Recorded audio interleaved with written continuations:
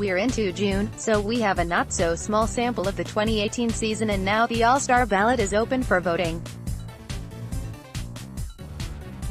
We can safely start to look at the Midsummer Classic, so let's do that on this fine Tuesday.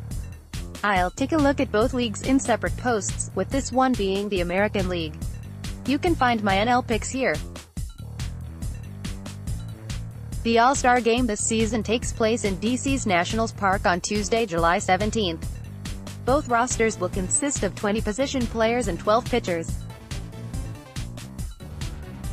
Each team must have at least one representative, so we'll follow those rules. Also, I know some disagree, but I look at the All-Star Game as being a reward for the players with the best first half.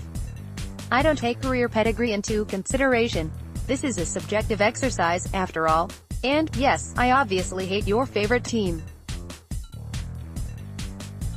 That's been well established. The first player listed would be my starter, first three outfielders, obviously, otherwise these aren't in any particular order. Let's rock catcher's eye. We are already at one of the toughest ones because there are so few qualified for the batting title. In fact, only two are, and those are the picks. View profile: Ramos is hitting .301, .346, .466, 125 ops, and though he can't throw anyone out, that's gonna be good enough here. View profile: Sanchez is only hitting .201, but average is the least important of the three mainstream rate stats. His .308 OBP is a bit more workable and, thanks in part to 12 home runs, his .464 slugging pushes him to a 105 ops. He's driven home 35 runs and we needed a second catcher, so he's the pick. Apologies to Salvador Perez, first base. View profile: Moreland as a starter likely ain't happening, but he'd be quite the story. A slightly below average hitter in his career, he's having a career year in his age 32 season.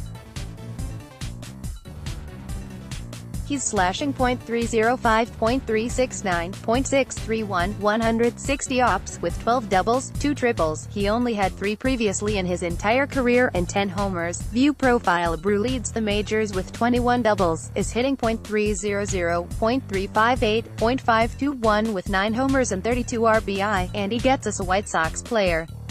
Wins all around. View profile: Confession: Smoke wasn't originally on my list, but then I realized I needed a Blue Jay. 9 homers and 33 RBI. Fine enough. Second base. View profile: No explanation needed, right? View profile: Another fun first-timer. Should Laurie make the actual game? The 34-year-old Laurie is hitting .296, .362, .481 with 14 doubles, 9 homers and 42 RBI. Third base. View profile: Pretty easy selection here. Ramirez would be on the short list of MVP candidates to this point in the season. View profile: Here's our Tigers selection. Candy isn't just a token selection, though, he's earned it. The 24-year-old is hitting .270, .364, .519 with 14 doubles, 3 triples and 9 homers. Apologies to Matt Chapman, Mike Moustakas and Alex Bregman. Shortstop. View profile: Tough choice here with possibly the strongest position on the board. We'll go with Lindor ever so slightly at the top. View profile: Machado's range plays better at third than short, but he's fine here. He's been an offensive wrecking crew this season, too.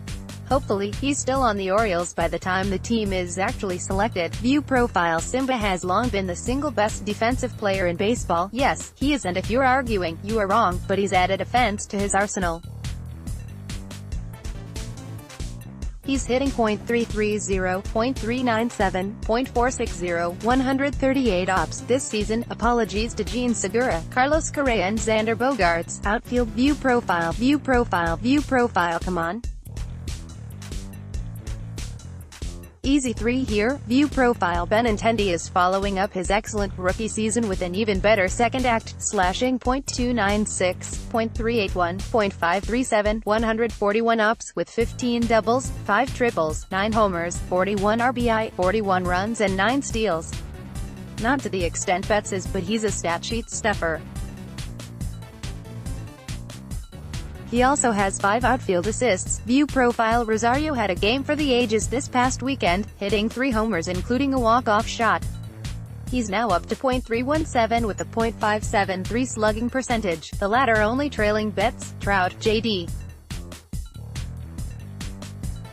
Martinez, Machado and Jose Ramirez in the View profile. The first-place Mariners have dealt with injuries and a Robinson Cano suspension, and Haniger has been the rock. He sports a .359 on-base percentage and 140 ops. He's also a good defender in right field, with 4 outfield assists. View profile. The World Series MVP is basically having the same season he did last year. That's worthy of selection. View profile. Mazara is having a very good season, 14 homers and 39 RBI look good, and I need a Rangers player. Apologies to Michael Brantley, Nick Castellanos and a host of others. Designated hitter. View profile. Just stingers, he's not, but I still like the moniker. And he does lead the majors in homers and RBI. View profile. I knew I wanted a spot for Ohtani for his all-around play, like we haven't seen since Babe Ruth, and, no, I didn't compare them in performance, and it was easier to fit him with the position players. He's got a 148 ops in 129 plate appearances and a 130 ERA in 8 starts. Amazing. He's the best story in baseball. If he's not at the All-Star Game, it'll be an outrage. Starting pitchers. View profile. Verlander, by nearly any measure, has been the best pitcher in baseball this season. Just to name a few, he leads the majors in ERA, 1.24, good for a ridiculous 312 ERA, WHIP in innings pitched. He has 104 strikeouts against 17 walks.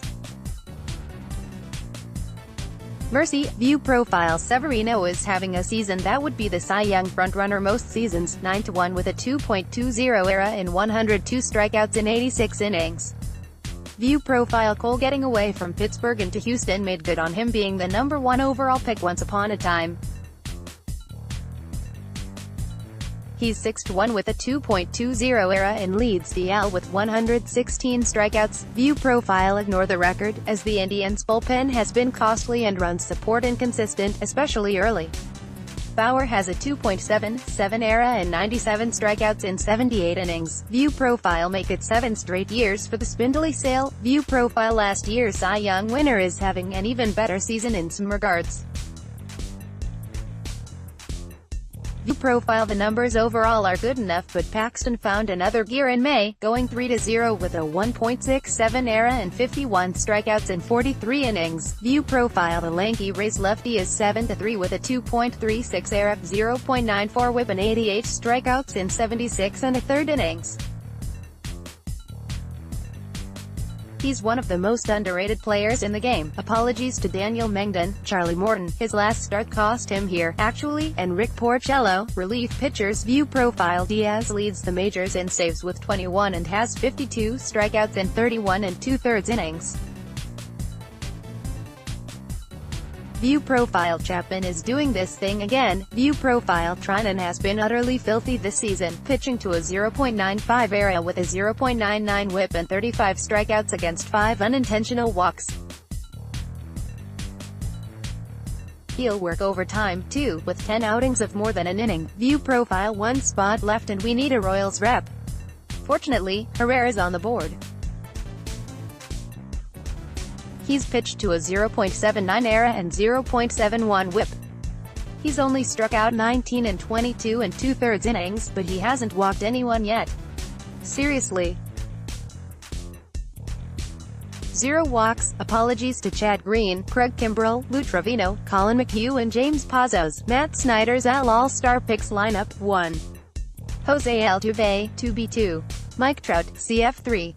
Aaron Judge, LF4. J.D. Martinez, DH5. Jose Ramirez, 3B6. Mookie Betts, RF7. Francisco Lindor, SS8. Mitch Moreland, 1B9. Wilson Ramos, CSP. Justin Verlander, RHP.